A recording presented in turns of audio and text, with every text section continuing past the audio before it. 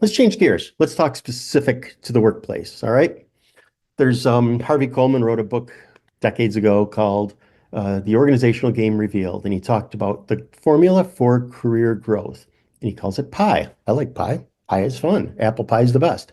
Performance, image, exposure. Okay, so he also put a percentage with each one. How much does this influence your career development?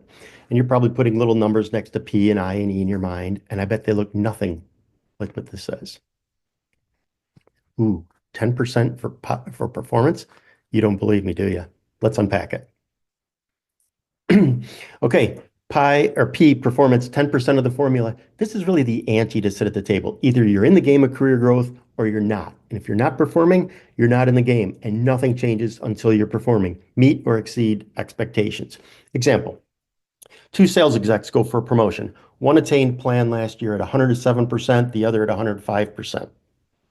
Does the person who got 107% of their plan get the promotion? Rarely. They may, but it won't be because it was 107 versus 105.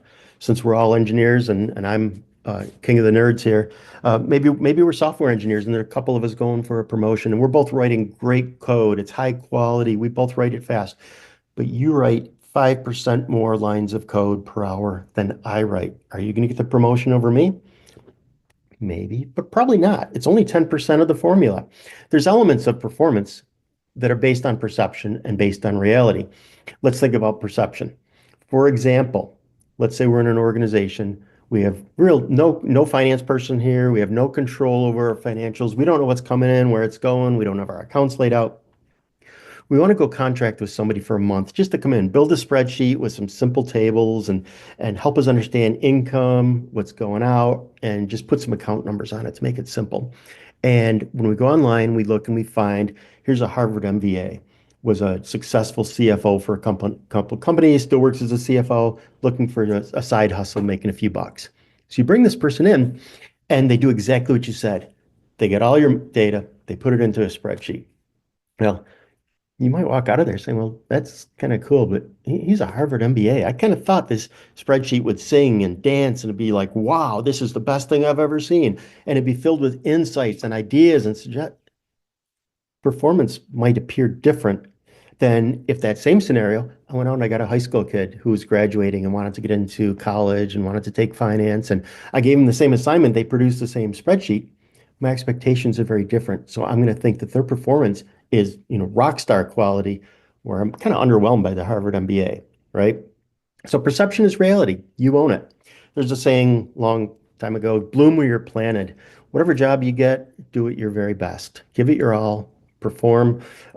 If your boss walked into your office today and said, "Hey, I got some bad news. Our janitor has to get surgery. They're going to be out the next 2 weeks."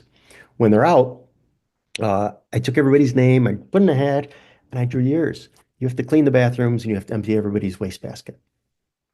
What does bloom where you're planted mean? Well, it could mean that I'm going to go in and reluctantly do the minimum possible to get by. But if you really want to bloom where you're planted, you're going to perform and you're going to make those toilets shine. You're going to make the mirrors as clean as can be. The sinks are going to glow and everybody's wastebasket every morning is going to look like it just came off of the Office Depot truck. Okay, next up we have image, 30%. So we're getting into some pretty big stakes here. So this can be tricky, and it's what people think of you. And again, very much perception, not always reality, but everything you say, everything you do starts to shape the image you portray. You have both a personal and professional brand. I'm going to argue kind of that they're very hard to separate. In many cases, they're one and the same. I think I saw some friends from Conway here. I saw some friends from China Lake here. Very small communities. You go out of work, you get out of work in the afternoon, you stop at the gas station, you wave to your coworker. You go to the grocery store to pick up some groceries, talk to your coworkers. You go out to dinner at a restaurant, everybody knows everybody in a small town, right? So it's really hard to separate. And I'd even say social media makes that even harder to have separate brands. So your brand's your brand. All right. Now, I'm going to go through a list here. Here's some things that are words tied to good images. As I go through the list, think of somebody who comes to mind when I say the words. You ready? Leader, thought leader, proactive, consultative, change agent, innovator, cultivator of talent, balanced, strategic thinker, aligned, brand advocate, positive, problem solver, win-win, organized, results-oriented, team player. The list goes on forever. And for every word I mentioned, you could probably very easily, and if you didn't in like the millisecond I gave you, you could come up with people that fit that. And hopefully you see yourself in those lists. Now, the next list is the bad list. And here, please don't shout out names. Please don't put them in the chat. Please don't point at, this person over here.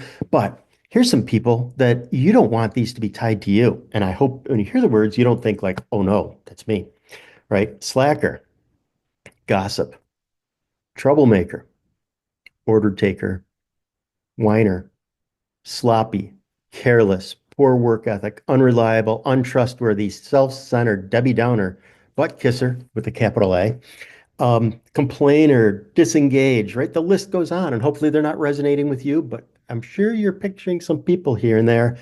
That's image.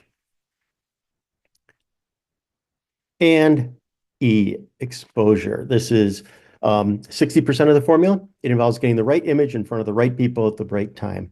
I know I got some of you from marketing in here. Marketing's mantra is get the right message in front of the right audience at the right time. Yeah, you're kind of marketing yourself. That's exposure.